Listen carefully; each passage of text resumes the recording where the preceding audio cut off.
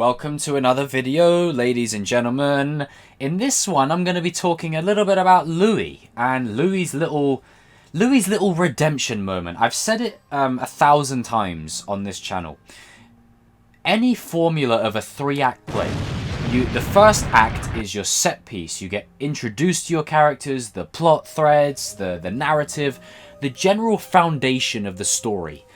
The second act is usually the darkest. It's always the darkest for our protagonists. It usually doesn't end on a happy note, it doesn't go well, and it really leaves you feeling uncertain. Now, Act 1 ended perfectly. Season 1 ended exactly as Act 1 would.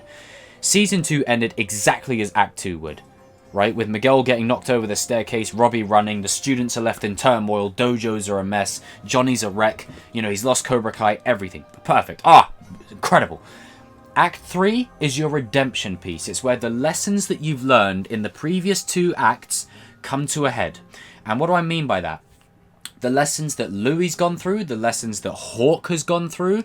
And as I've said before, if this show was only meant to be 3 series, to have 3 series, 100% Robby wouldn't have joined Cobra Kai at the end. It would have ended on a happy note. It would have ended like the movies. Robby would have ended up back home. And what would have happened is Robby would have joined Cobra Kai probably halfway in the season and ended up back home. The same way Karate Kid 3 had Daniel do that kind of arc there and stuff. As I said, it's just an extended Daniel's arc.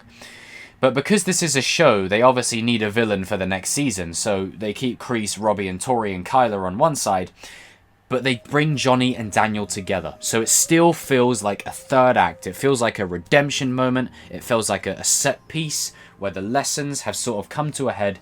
And we're finally getting a happier ending than we had originally got the previous season. And I tie that into Louie because Louie is a prime example of this. And I think, you know, this is one of them videos where I won't be spending too long about it because there's only so much I can talk about Louie. But I think what's interesting is in Season 1 you meet him and he's just your stereotypical jackass, you know. And, you know, it ties into Daniel's line where he's like, I thought car salesman was sleazy. And he's like, it's such a bullshit stereotype. It's like, well, yeah, you're literally a caricature of that specific thing, Louie. But throughout Season 1, he's just a bit of a jerk. He's a bit of a douche, you know, hiring like a motorbike crew, you know, to go and assault Johnny's car, you know, and then basically start a whole Jerry Springer show of events. And then that's the last we see of him. And then in Season 3, it comes full circle when, you know, Daniel says, look, you know, he was the first person who showed up at the door when Sam was hurt. And it's scenes like this that make me love this show, that I absolutely love it. It's such a little line, but it tells you so much, right? The fact that, yeah, Louie's a douche, he's a bit of an arse, and he's a bit of a, you know, he's a bit of a Jack the Lad and a bit of a donut, let's be real.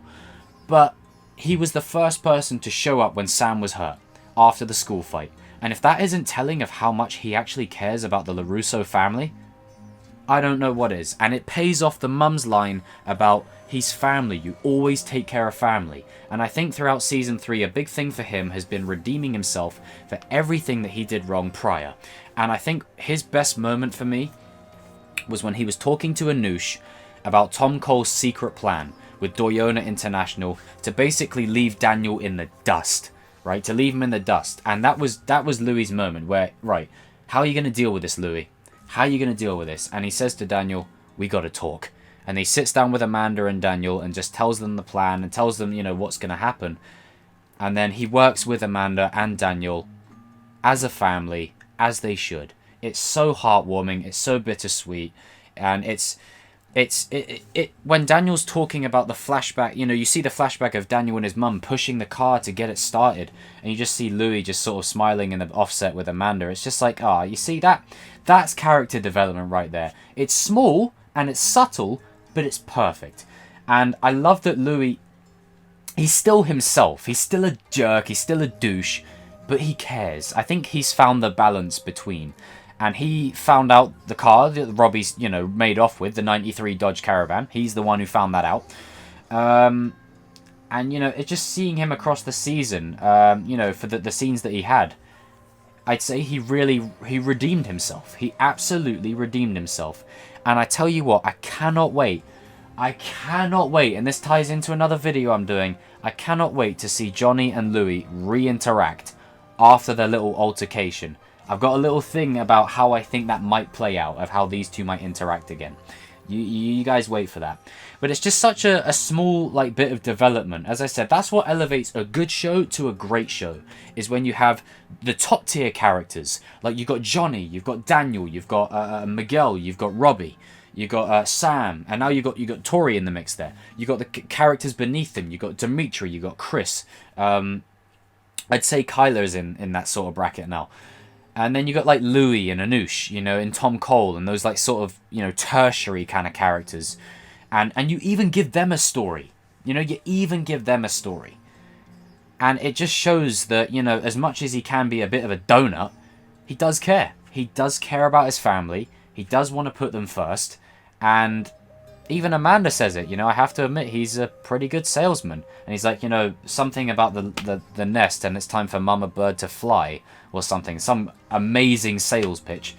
And seeing Anush and Louie sort of interact with each other, it's like, you know, I trained you. And then, you know, hugging each other with a snake and all that. It's perfect. Guys and girls, jump in the comment section down below. Tell me your thoughts on Louie, what you think about his arc thus far. And his arc, you know, it isn't one of the main arcs in the show, but it's I did a video talking a little bit about the nurse from season 3 that was the ray of sunshine over the cloud that was Miguel's fate.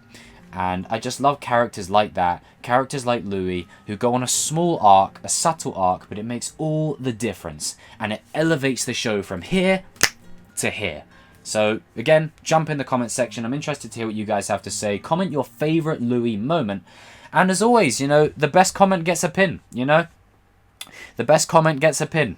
I don't know if I've said that before, but sometimes, like, I'll pin the odd comment to the top when I go, you know, yeah, this person absolutely, they nailed it. They quite literally nailed it.